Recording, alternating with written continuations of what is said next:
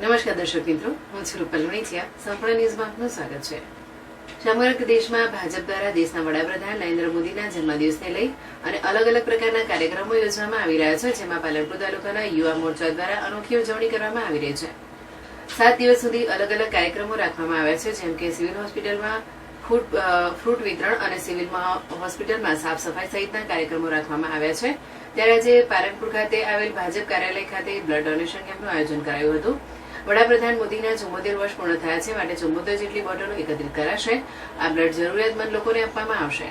આ અંગે પાલનપુર તાલુકા યુવા મોરચા પ્રમુખ નરપતસિંહ રાજપૂતે જણાવ્યું હતું કે પાલનપુર તાલુકા યુવા ભાજપ દ્વારા વડાપ્રધાન મોદીના 17 સપ્ટેમ્બરના દિવસે 7 દિવસ અલગ અલગ કાર્યક્રમો યોજાયા હતા, જેમાં પાલનપુર તાલુકા યુવા ભાજપ દ્વારા બ્લડ ડોનેશન, ત્યારબાદ સિવિલ હોસ્પિટલ ખાતે ફ્રૂટ વિતરણ અને સફાઈનો કાર્યક્રમ તેમજ 24 તારીખ સુધી પાલનપુર તાલુકા યુવા ભાજપ દ્વારા અલગ અલગ આયોજન કરવામાં આવશે.